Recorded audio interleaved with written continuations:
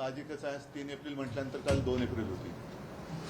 मी तारखेपासून सुरुवात एवढ्यासाठी केली कारण आपल्याला सर्वांना आठवत असेल, आठवू नये याकरता काल बिल मांडलं गेलं हा भाग वेगळा. पण आपल्याला तरी नक्की आठवत असेल की साधारणतः 1 महिना 15-20 दिवस आधी अमेरिकेच्या राष्ट्राध्यक्षांनी आपल्याला एक इशारा दिला होता की भारताने जे काही कर आहेत ते कमी करावे, नाहीतर आम्ही सुद्धा जशाच तसे कर लावू. आणि त्या कराला सुरुवात, त्या कराच्या आकारणीला सुरुवात त्यांनी त्यांच्या 2 तारखेपासून म्हणजे आजपासून आपल्याकडे केले. शेअर मार्केट कोसळलंय अशी बातमी आहे. सेन्सेक्स बिन्सेक्स म्हणजे ही सगळी पडझड मोठ्या प्रमाणावरती होते आहे. काल आपल्याला सर्वांना, निदान मला तरी अपेक्षा अशी होती की देशाच्या आर्थिक पाठकण्याचा हा विषय आहे. कदाचित आर्थिक पाठकणा मोडेल की काय, आर्थिक संकट मोठं आपल्या देशावरती आदळेल की काय, अशी ही परिस्थिती असताना देशाच्या पंतप्रधानांनी, देशाच्या अर्थमंत्र्यांनी आणि देशाच्या परराष्ट्र मंत्र्यांनी बाकीचे सगळे विषय बाजूला ठेवून देशाला विश्वासात घ्यायला पाहिजे होतं. या संकटाचा मुकाबला आपण काय करणार आहोत, आपल्याला काय पावलं उचलण्याची गरज आहे, आपण काय केलं तर त्याचा परिणाम काय होईल, त्याचा दुष्परिणाम काय होईल.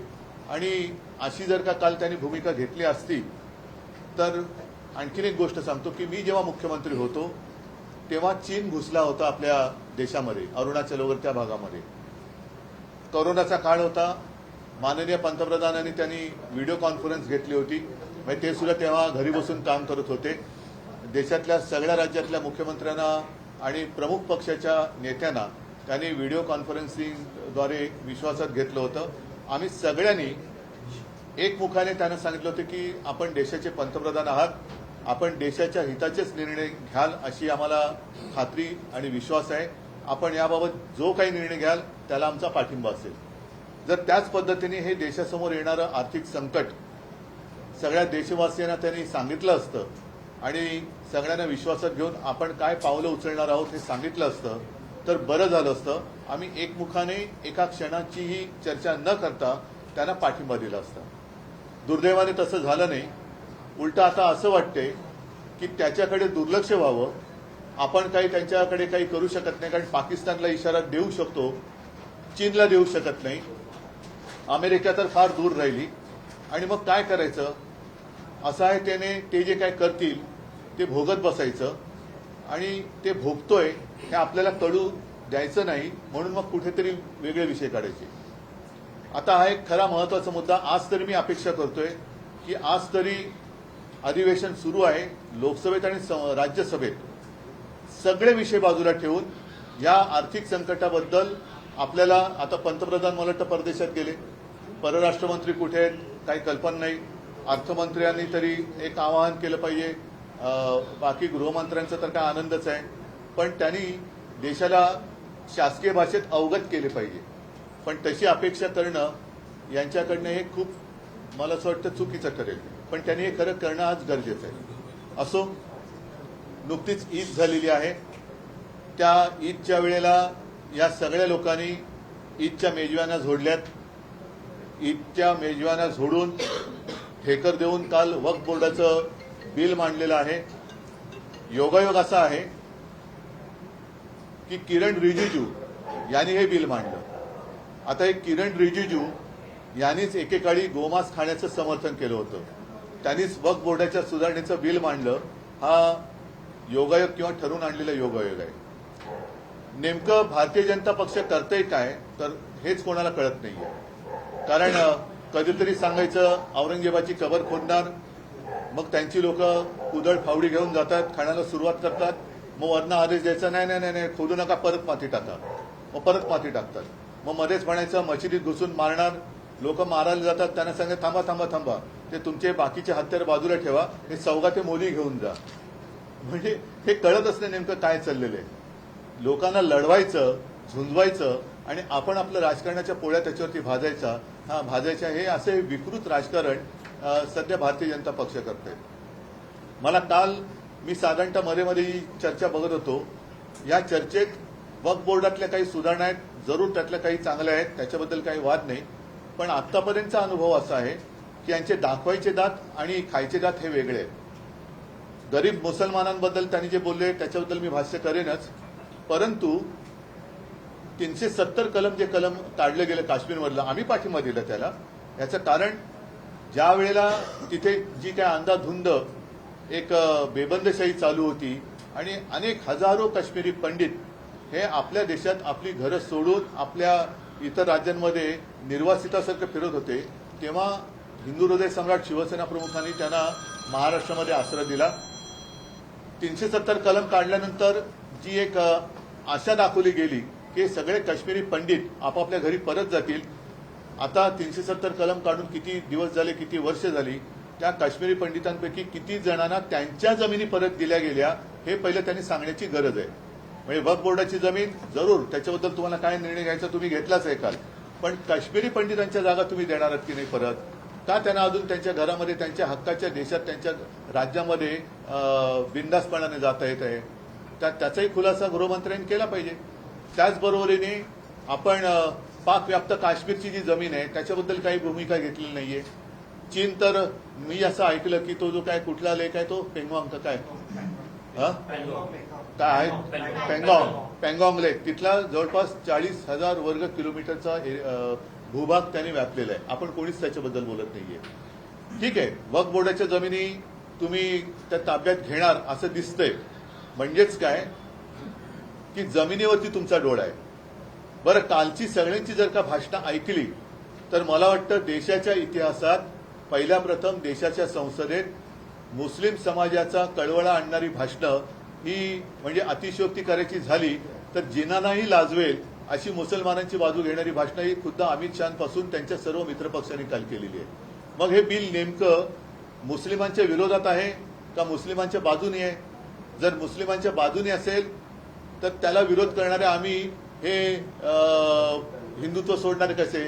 कारण मुसलमानांची ज्या पद्धतीने तुम्ही काल बाजू मांडले की गरीब मुसलमान को ये होगा, मुस्लिम महिलाओं को ये करेंगे, अमुक करेंगे, तमुक करेंगे, मग हिंदुत्व आम्ही सोडलं का तुम्ही सोडलं? कारण आमच्यावरती जो काय आरोप करताय की बाळासाहेबांचे विचार, काय आहेत बाळासाहेबांचे विचार?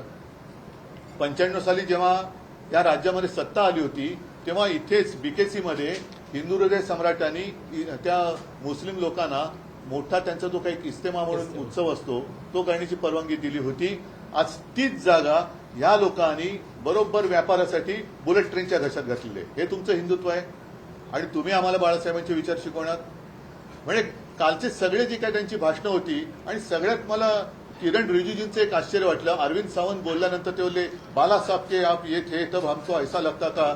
रिजिजू साहेब, मला पण काल वाईट वाटलं की तुमच्या तोंडावर, तुमच्या नाकावर टिचून नव्हे ठणकावून तुमचे मित्रपक्ष जदयूचे ते लल्लन सिंग बोलले, टीडीपीचे त्यांचे कोणते नेते ते बोलले, एका पाठोपाठ एक त्यांची भाषणं झाली की आम्ही मुसलमानांच्या म्हणजे ते बोलले की हिताचं रक्षण करणार, आम्ही त्यांच्यासाठी अमुक करणार, आणि हे असहाय्यपणाने म्हणजे असं चीन समोर किंवा अमेरिकेसमोर आपली अवस्था झाली. तसं अमित शहा असतील, पियुष गोयल असतील, रिजिजू असतील, राजनाथ सिंग असतील, हे त्यांच्याकडे बघूही शकत नव्हते, खाली मान घालून लाचार्याने हसत होते. म्हणजे काय परिस्थिती आली की त्यांचा आधार घेऊन हे राज्य करतायत, त्यांच्या तोंडावर हे ठणकावून सांगतायत की आम्ही मुसलमानांचं रक्षण करणार, आम्ही अमुक करणार, आम्ही तमुक करणार. मग तुम्ही उठून सांगताय की हे बिल आहे ते मुसलमानांच्या हिताचं आहे. मग नेमकं हे बिल मुसलमानांच्या हिताचं आहे तर मग माझा प्रश्न परत तोच आहे, तर हिंदुत्व आम्ही सोडले का तुम्ही सोडलेलं आहे?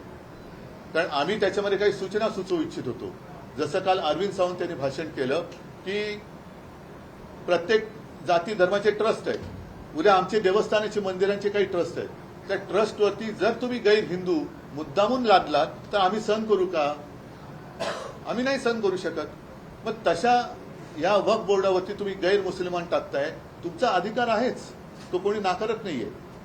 म्हणजे या विषयावरती काल रवीश कुमार यांनी एक अतिशय चांगला व्हिडिओ केलाय आणि त्याच्यात त्यांनी असं म्हटलेलं आहे की चंद्रबाबू पूर्वी कधी मुख्यमंत्री होते तेव्हा नाव करायचे तुम्ही बघा, त्याच्यात त्यांनी उल्लेख केलाय. जर का मी चुकत नसेल तर शामशाबाद येथे साधारणतः 1100 एकर जमीन ही विमानतळाला दिली. आता ती विमानतळाला जागा देताना राज्य वक्फ बोर्डाची परवानगी घेतली होती का, केंद्राची घेतली होती का? नसेल किंवा असेल. थोडक्यात काय की तुम्ही हे बिल न आणता सुद्धा जे तुम्हाला करायचंय ते तुम्ही करत होतातच. म्हणजे एअरपोर्टसाठी जागा तुम्ही घेतलीच, त्याला तो कोणी काही विरोध नाही केला. वक्फ बोर्डाच्या मध्ये जर काही अफरातफर चालली असेल तर जरूर त्याला पायबंद बसला पाहिजे. नक्कीच त्याच्यावरती पारदर्शकता आलीच पाहिजे. पण काही काही गोष्टी ज्या आहेत ज्या उगाच तुम्ही उकरून काढताय, जसं आता सगळं व्यवस्थित चाललंय. तुम्ही आता एवढं सरकार तिसरी टर्म तुमचं सरकार आलेलं आहे आणि देशाच्या विकासाच्या गोष्टी, रोजीरोटीच्या गोष्टी या सगळ्या बाजूला ठेवून अजूनही हिंदू मुसलमान व हिंदूंमध्ये मराठी अमराठी मग मराठी माणसांनी खायचं काय ही तुमची दादागिरी आम्ही नाही सहन करणार, अजिबात करणार नाही. आम्ही काय करायचं, आम्ही काय करणार हे जर का तुम्ही आम्हाला आमच्यावरती लादणार असाल तर आम्ही ते सहन करणार नाही. आता त्याच्यामध्ये काल त्यांनी जी काही भाषणं केली, दोनपैकी एक गोष्ट खरं आहे. जर आम्ही हिंदुत्व सोडलं असं कोणाचं म्हणणं असेल, काही बाडग्यांचं म्हणणं आहे असं की आम्ही हिंदुत्व सोडले, ज्यांना गद्दार जे गाणं गाजलं गद्दार, त्या गद्दारांचं म्हणणं जर का असेल की आम्ही हिंदुत्व सोडलं, मग काल तुमच्या आजूबाजूला जी मुसलमानांची तारीफ चालली होती तेव्हा तुमच्या शेपट्या कुठे गेल्या होत्या? तेव्हा तुम्ही काय सोडलं होतं? लाज सोडली होती, लज्जा सोडली होती? का तुम्ही बोलला नाहीत की आम्ही बाळासाहेबांचे विचार मानणार आहेत, आम्हाला हे मान्य नाहीये, ही तुमची त्यांची चाललेली भलामण आहे, हे लांगुल चालन आहे, हे आम्ही मान्य करू शकत नाही म्हणून आम्ही यातून बाहेर पडत आहोत? का बोलला नाहीत तुम्ही? आणि मग काही गोष्टी खऱ्याबरोबर खोट्या, जसं एक ती बातमी आलेली आहे, किरण रिजिजू जे बोलले की जर का मोदी सरकार आलं नसतं तर यांनी संसदेची जागा सुद्धा हडपली असती. आता ही लोकसत्ता सामना नाही, लोकसत्तेच्या ऑनलाईनची बातमी आहे की वक्फ बोर्डाची वक्फ अमेंडमेंट बिल, वक्फ बोर्डाला खरंच संसदेची जागा बळकायची होती का, अशी ती लोकसत्ता ऑनलाईनची बातमी. त्याचं मी प्रिंट आउट काढलंय. त्याच्यात पुढे असं दिलेलं आहे की वक्फ बोर्डाने खरंच संसदेवर दावा केला होता का. दिल्लीतील वक्फ बोर्डाच्या एका वरिष्ठ अधिकाऱ्यानं नाव न सांगण्याच्या अटीवर सांगितले की मी 18 वर्षापासून दिल्ली वक्फ बोर्डात काम करत आहे. बोर्डाने संसद परिसर किंवा लगतच्या संकुलावर कोणताही दावा केलेला नाही. माननीय मंत्र्यांचा हा दावा खरा नाही. म्हणजे हे तुम्ही सगळे ही गोष्ट ही लावालावी का करताय तुम्ही? एका ठिकाणी आपण बघतो की जसं मी स्वतः परवा फोन केला होता, एक आमचा कार्यकर्ता आहे मुस्लिम पुण्यामध्ये, त्यांनी हिंदू एका व्यक्तीवरती अंत्यसंस्कार केले. मी त्याचं कौतुक केलं. आणि शिवसेना प्रमुखांनी कधी सगळे मुसलमान देशद्रोही आहेत असं कधीही म्हटलेलं नाहीये, अजिबात म्हटलेलं नाहीये. आज सुद्धा आमच्याकडे साबीरबाई शेख यांच्यासारखे अनेक कडवट देशनिष्ठ हे मुस्लिम कार्यकर्ते कार्यरत आहेत. आता त्याच्याबद्दल एकदा भाजपने जाहीर केलं पाहिजे. आणि परत एकदा सांगतो की आज सुद्धा मी भारतीय जनता पक्षाला पहिलं पाहिजे आवाहन करतो, नाही तर आव्हान देतो की तुम्ही जर का खरोखर एवढे हिंदुत्व करत असाल आणि तुम्हाला मुसलमानांचा जर का तिटकारा असेल तर परत एकदा सांगतो की तुम्ही तुमच्या झेंड्यावरचा हिरवा रंग काढा आणि न पेक्षा ही जुमलेबाजी बंद करा. गरिबांमध्ये ह्या मारामाऱ्या लावालाव्या, दरवेळेला ही भाजपाची वाईट सवय आहे की फटाक्याची वात पेटवायची आणि पळून जायचं आणि तो फुटून सगळं झालं का मग मिरवायला यायचं की आम्हीच लावली होती वात. पण वाट लागली त्याची जबाबदारी कोण घेणार? तर पहिली वाट लावायची, मग वाट लागल्यानंतर आपण यायचं आणि आम्हीच सगळं काही केलं. ही वृत्ती जी आहे त्याचा आम्ही विरोध केलेला आहे. थोडक्यात आम्ही बिलाला विरोध करण्यापेक्षा यांच्या ढोंगाला आणि त्याच्यानंतर या जमिनी बळकावून यांच्या व्यापारी मित्रांना ते जे काही देणार आहेत त्या भ्रष्टाचाराला विरोध केलेला आहे. अमित शहा निकाल तुमच्या खासदारांनी काही सुधारणा सुचवलेल्या आहेत बिलामध्ये, त्यात जर सुधारणा झाल्या त्या सुधारणा काल त्यांनी करायला पाहिजे होत्या. बरं, त्याच्यामध्ये साधारणतः एकूण जे काही चित्र चाललं होतं म्हणजे प्रतिपक्ष, मी विरोधी पक्ष किंवा प्रतिपक्ष काय असेल ते, पण त्या ज्या काही सूचना होत्या त्यांना तुम्ही असं केलं होतं की तुम्ही मुस्लिम धार्जिणे आहात आणि हे हिंदू धार्जिणे आहेत आणि हे स्वतः जेवढं मुसलमानांचं लांगुलचालन करत होते ते बघितल्यानंतर मी म्हणेन की जिनांना सुद्धा लाज वाटली असेल की अरे आपल्याला नाही जे करता आलं ते यांनी केलं, भाजपने करून दाखवलं. म्हणजे जिनांनी केलं नाही ते काल संसदेत मुसलमानांची बाजू घेऊन भाजप आणि त्यांच्या मित्रपक्षांनी करून दाखवलं.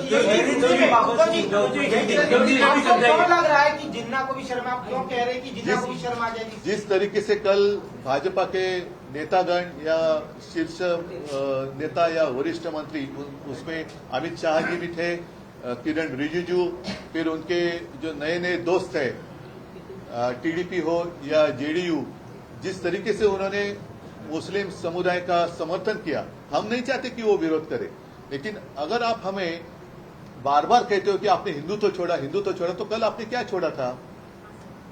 कल जिस तरीके से आपको एक प्यार आया था कि हम गरीब मुसलमानों के लिए ये बिल लाए हैं, गरीब मुसलमानों से इसका फायदा होगा, जो महिलाएं हैं उनके लिए ये कर रहे हैं। अरे भाई, आप जो कह रहे हैं और कर रहे हैं उसी को तो हम कहते हैं ना, जिसको मराठी में कहते हैं लांगुल चलन। सामने आपको चुनाव दिखाई दे रहा है, उसका शायद उल्लेख अमित शाह जी ने भी किया कि हम बंगाल भी जीतेंगे और बिहार भी जीतेंगे। इसका मतलब सीधा है कि भाजपा की नीति सिर्फ आपस में लड़ाई लड़ाओ, तोड़ो फोड़ो और राज करो। अभी जो भाजपा की जो चाल है, अभी बाला साहब होते तो कुछ और शब्द में कहते, उन्होंने भाषण में उसका उपयोग भी किया है। मैं नहीं कहना चाहूंगा, जिन्होंने वो भाषण कवर किया होगा उनको वो याद आएगी वो बात। एक उसमें बैल का जिक्र किया था, बैल जिस तरीके से जाता है खेत में, तो वैसे मत चलो, सीधा चलो। बरोबर आहे ना, तुम्ही मला वाटतं ते केलं का?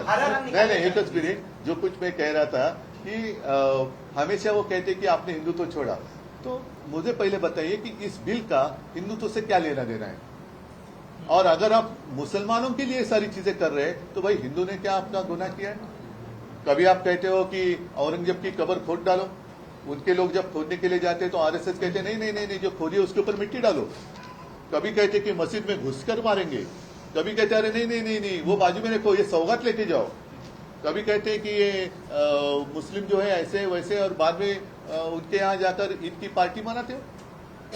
तो क्या आप कहना क्या चाहते हो? जो आता है ना कभी, अरे कहना क्या चाहता है, वही तो मैं कहता हूँ।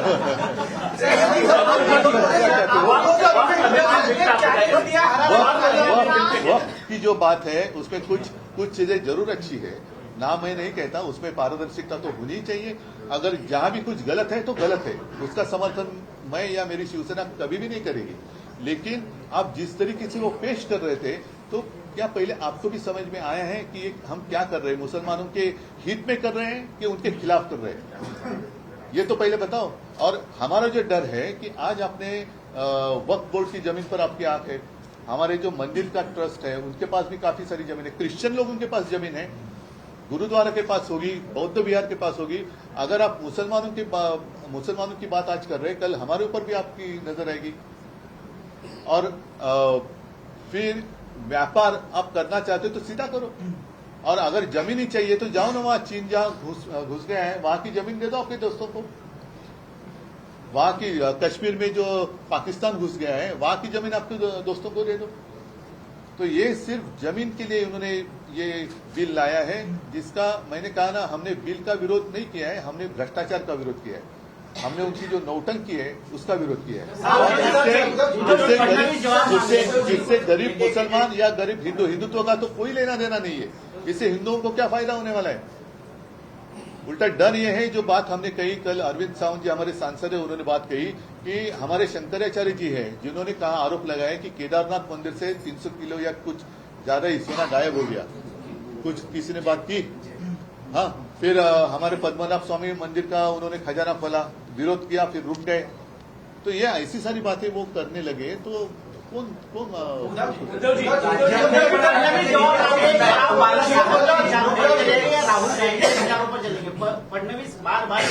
पहले फडणवीस को मैं पूछना चाहता हूं कि आप अटल जी के विचारों पर चलेंगे या नवाज शरीफ के विचारों पर या जिना के विचारों पर चलेंगे? क्योंकि कल जितनी सारी बात हुई है वो जिना से भी बढ़कर हुई है। तो क्या आप जिना की ओर चल रहे हैं? और बाला साहब की विचारधारा, शायद आप छोटे थे, बच्चे थे, तो बाला साहब ने इस्तेमाल के लिए जो जगह दी थी, जो आपकी सरकार ने बुलेट ट्रेन को दे दी। फिर इतना ही नहीं, अगर मैं गलत नहीं कहूं तो उस समय बाला साहब ने कहा था मनोहर जोशी जी को और गोपीनाथ मुंडे जी को कि जितने सारे लोगों के प्रार्थना म्हणजे ज्याला आपण प्रार्थना स्थळ म्हणतो, मतलब मंदिर असेल, दर्गा असेल, काही असेल, जितने लीगल है उनको और एफएसआई दे दो। तो ये बाला साहब ने कहा था। तो बाला साहब के विचार, पहले आप बच्चे थे उस वक्त, आप हमें मत सिखाओ।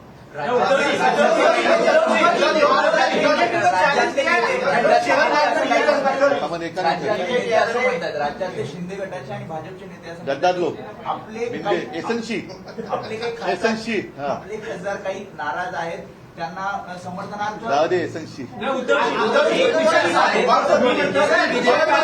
शेयर मार्केट लगातार बढ़ाए गए, ट्रम्प की तरफ से टैरिफ बढ़ाया गया, लगातार शेयर मार्केट गिर रहे। हाँ, ये काफी महत्वपूर्ण बात है। मैंने जैसे पहले मराठी में कहा, उसको दोहराता हूँ। मैं आज मेरा आग्रह है, क्योंकि देश के हित के लिए जो भी करने की जरूरत है वो प्राथमिकता होनी चाहिए। कल मेरी अपेक्षा थी कि बाकी अन्य सारे विषय बाजू में रखकर ट्रंप ने जो टैरिफ लगाए हैं जिससे हमारा नुकसान होने जा रहा है उसके ऊपर बात करें।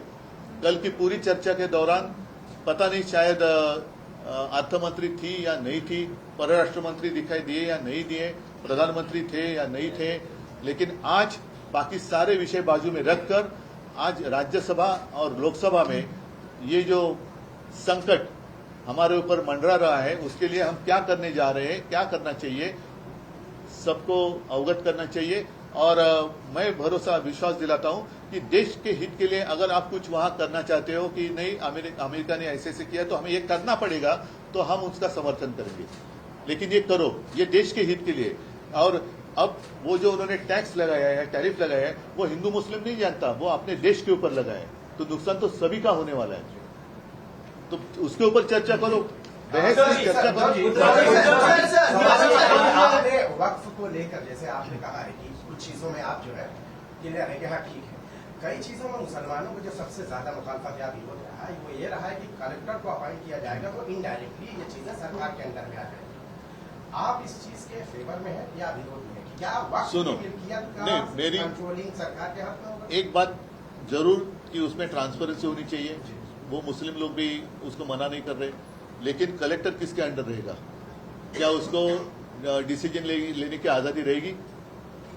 और यही रिजिजू साहब है, आपको याद होगा जब वो लॉ मिनिस्टर थे तर ते काय न्यायवृंद म्हणतात ना, काय त्याला म्हणायचं, कोलेजियम काय कलेजी काय, उसके ऊपर वो हावी होना चाहते थे। म्हणजे ते जिकडे जातात तिकडे ताबा घ्यायला बघतात, तर हा कलेक्टर बिलेक्टर कोणाच्या अंडर राहील? त्याला तेवढं स्वातंत्र्य असेल की तू तेवढ्या यांनी वाग, तर कोणाची हरकत नाहीये। पण कलेक्टर जर का यांच्या अंडर असेल तर त्याची या लोकांना नाही म्हणण्याची हिंमत असेल का मंत्र्यांना किंवा वरून आलेल्या? हा महत्वाचा मुद्दा आहे। कलेक्टरला ते विरोध का करतायत? कारण कलेक्टर हा सिस्टीम मधला एक भाग आहे, आणि जर का याने असं ठरवलं, आदेश दिले की कुछ भी होने दो, ऐसा करना है, तो क्या करेंगे आप?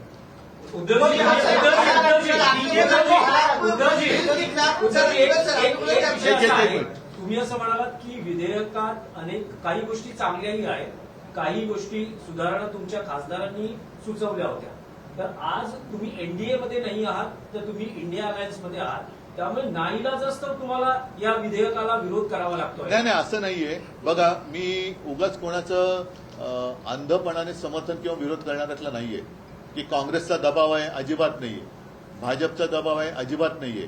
मला जे काय वाटतं, मला पटतं ते मी करतो, आणि मला असं वाटलं की ज्या पद्धतीने भाजपाची पावलं पडतायत ती आज तुम्ही वक्फ बोर्डावरती नियंत्रण आणताय, आणा, हरकत नाही, त्याच्यात पारदर्शकता आणायची असेल तर जरूर आणा, पण उद्या तुम्ही हे हिंदूंवरती आणाल। बरं, आधीच आमच्या देवस्थानाची जागा ही मराठवाड्यात असो किंवा आणखीन अनेक ठिकाणी ही हडपली गेलेली आहे, त्याच्याबद्दल तुमच्याकडे काय आहे? बरं, आता जर का तुम्ही आम्ही हिंदुत्व सोडलं म्हणताय आणि तुम्ही हिंदू आहात असं तुमचा जर का दावा असेल किंवा हिंदुत्वाचे तुम्ही राखणदार आहात, तर मुसलमानांची एवढी तुम्ही बाजू घेताय, तर हिंदूंमध्ये गरीब नाही आहेत का? त्या गरिबांसाठी तुम्ही काय करताय? काय तुमच्याकडे? आणि आता सुद्धा ह्या वक्फ बोर्डाच्या जागेमुळे तुम्ही गरीब मुसलमानांना काय फायदा करून देणार आहात? पण जर तुम्ही एनडीए मध्ये असता तरी हीच भूमिका घेतली असती। आम्हाला जे पटलं नसतं ते त्याही वेळेला आम्ही मांडलेलं होतं। नोटबंदीच्या वेळेला सुद्धा मी बोललो होतो। त्याही वेळेला आपल्याला लक्षात असेल की मोदीजींचं सरकार आल्या पहिल्यांदा मुंबईतल्या लोकल ट्रेनची दरवाढ झाली होती, मी त्याला विरोध केला होता। आता नोटबंदीमध्ये सुद्धा हे असंच सगळं गाडून टाकलं गेलं होतं की यांनी असं होईल, त्यांनी तसं होईल, लोकांना वाटलं होतं अरे वा खूप चांगलं होणार, कुठे काय झाले? म्हणजेच काय की संसदेत नाही तर यावर मतदान झालेलं आहे आणि प्रत्येकाला आपली नाही, बरोबर आहे, मांडावी लागेल। त्यामुळे मी विचारतोय, जर तुम्ही एनडीए मध्ये असता तरी आम्ही हीच भूमिका घेतली असती की तुम्ही यांच्या, कारण का आता हे एवढ्या वर्षानंतरचा जो अनुभव आहे की त्यांचं प्रेझेंटेशन खूप छान असतं, म्हणजे त्याच्याबद्दल वादच नाही, म्हणजे सगळ्यांची भाषणं ऐकली तर तुम्ही म्हणाल अरे वा हे आपल्याला करणं गरजेचं आहे। पण एक बारकावा त्यातला आहे की तुम्ही मुसलमानांच्या हितांची गोष्ट करताय का मुसलमानांच्या विरोधातली गोष्ट करताय की हिंदूंच्या हिताची गोष्ट करताय की हिंदूंच्या विरोधातली गोष्ट करताय? नेमकं या बिलामागचा जो उद्देश आहे, कारण तेच आमच्यावरती ते एसएनसी वाले बोलतात की आणि हिंदुत्व सोडलं, देवेंद्र म्हणतात बाळासाहेबांचे विचार सोडले, मग नेमकं तुम्ही काय करताय की असं तुम्हाला काय वाटतं की तुम्ही मुसलमानांचं लांगुल चालन करताना जर का आम्ही त्याला विरोध करत असू तर हिंदुत्व आम्ही सोडले का तुम्ही सोडले? उद्धव सर,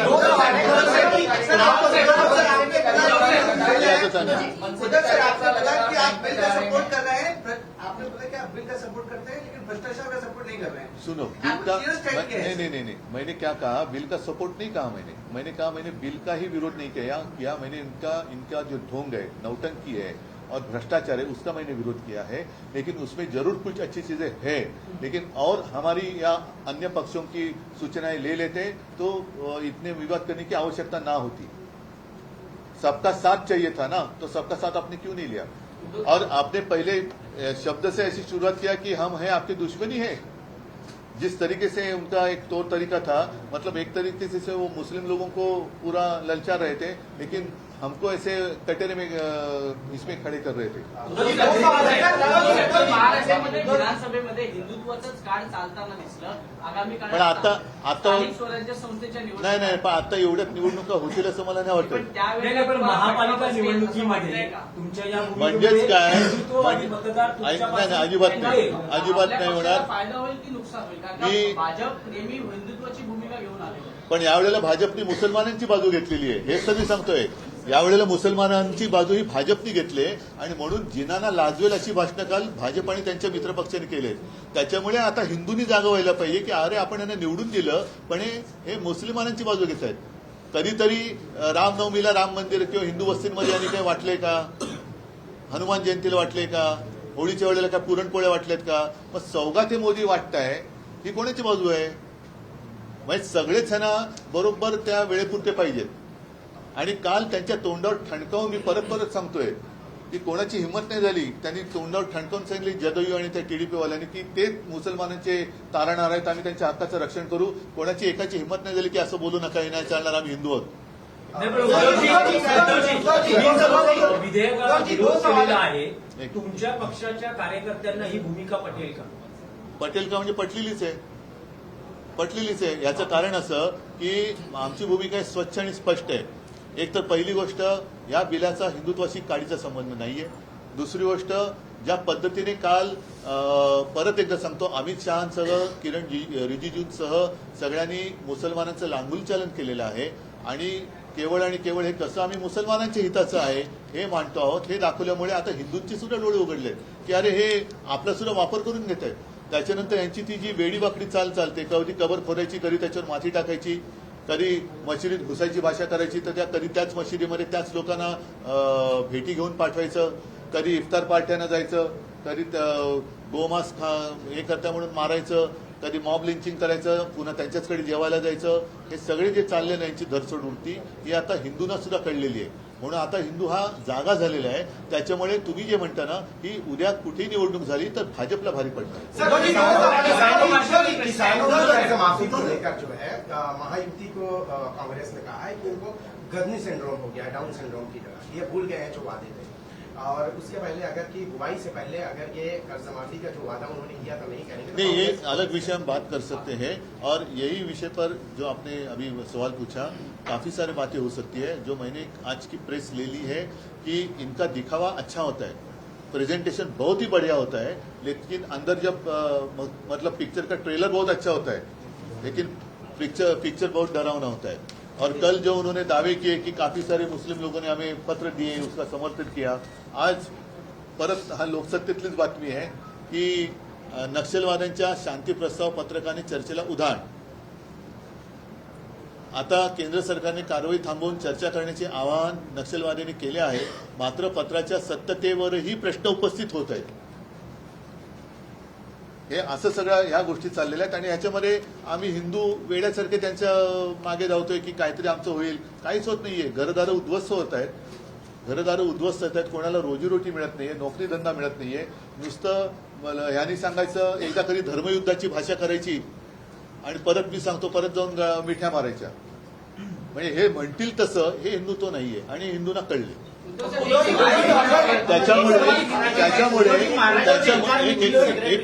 त्याच्यामुळे मी भाजपला खरंच धन्यवाद देईन की कालचं त्यांनी तो जो काय वक्फ बोर्डाचा विषय घेतला त्याच्यामुळे देशातल्या तमाम हिंदूंसह सगळ्यांचे डोळे उघडले की भाजपचं खरं रूप काय हे लोकांच्या समोर आलं.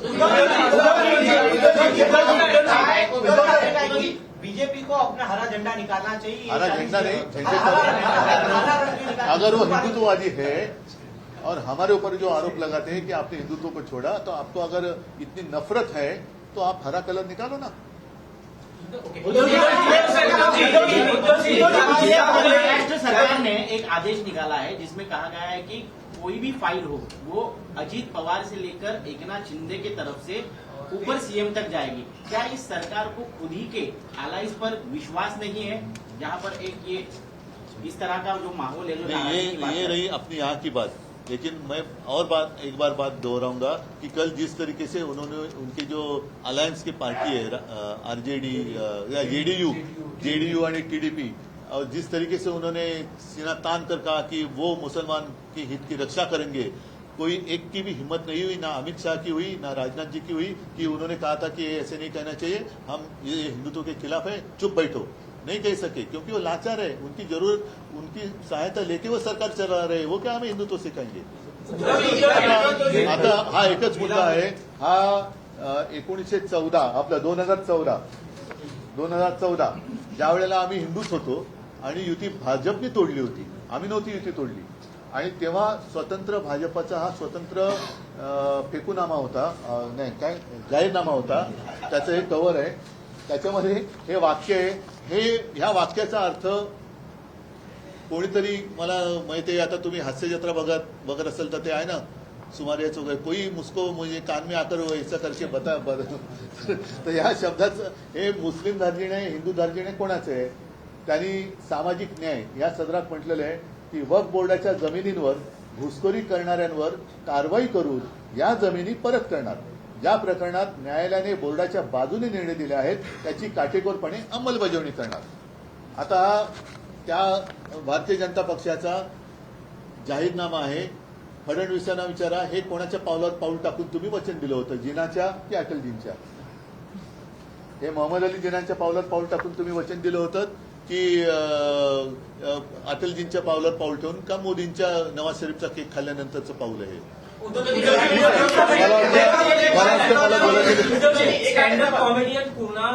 आता तो त्याच्यानंतर वेगळं बोलू, हा विषय महत्वाचा आहे.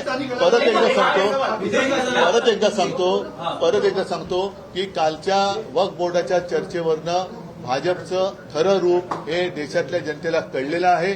त्याच्यामुळे आता हिंदू सुद्धा, त्या हिंदूंचे पण डोळे उघडलेत, मुसलमान, ख्रिश्चन, शीख. कारण काल त्या कोण कौर आपले नाही बादल नाही अकालीदळच्या नाही त्या महिला आपल्या हरदीप सिंग कौर, त्यांनी अप्रतिम भाषण केलेलं आहे. त्यांनी पण अप्रतिम भाषण केलंय आणि सगळ्यांच्या मनात आता ही भीती आहे की आज हे पहिलं पाऊल यांनी मुस्लिम ट्रस्टवरती टाकले, उद्या जैनांच्या टाकू शकतील, ख्रिश्चनांच्या टाकतील, कारण त्यांच्याकडे पण संपत्ती आहे, शीख लोकांच्या टाकतील, अगदी बौद्धांचे येईल, हिंदूंच्या तर आहेच आहे. तर हे आत्ताच सगळ्यांनी जागा होण्याची गरज आहे. सगळ्यांना धन्यवाद. जय हिंद, जय महाराष्ट्र. देश विदेशातील प्रत्येक घडामोडींचे लाईव्ह अपडेट मिळवण्यासाठी आता साम टीव्हीच्या सर्व सोशल मीडिया प्लॅटफॉर्मला लाईक, फॉलो आणि सबस्क्राईब करा. तसंच सर्व नोटिफिकेशनसाठी बेल आयकॉन प्रेस करायला विसरू नका.